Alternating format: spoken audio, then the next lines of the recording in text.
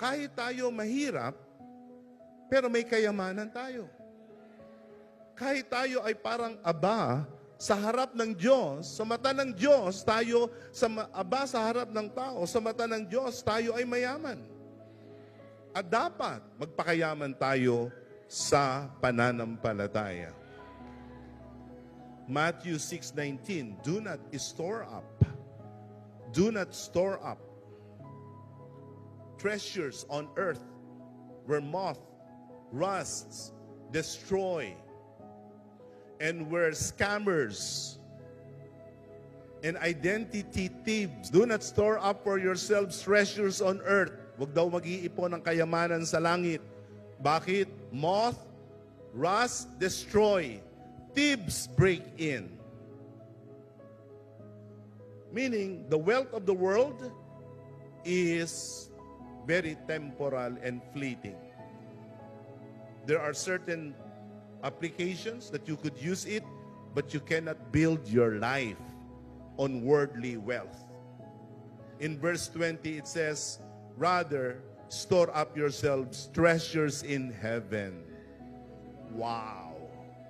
Treasures in heaven?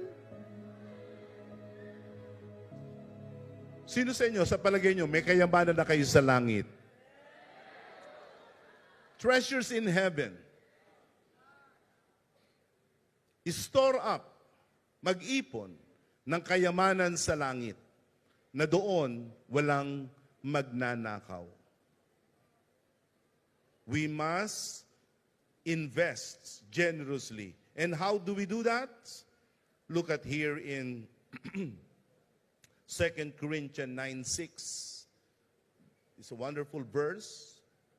2 Corinthians 9:6. Remember this, whoever sows sparingly will reap sparingly. Whoever sows generously will reap generously. Pag kayo ay maghasik ng kaunti, kaunti rin ang inyong aanihin. Maghasik kayo ng malaki, malaki rin ang inyong aanihin.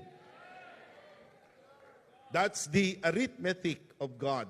That's the investment law of God.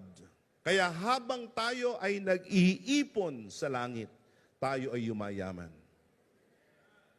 Ngayon, yung iba sa atin, hindi makapaniwala, gusto na yumaman tayo dito sa sanglibutan. Walang masama na ikaw ay mayaman sa sanglibutan.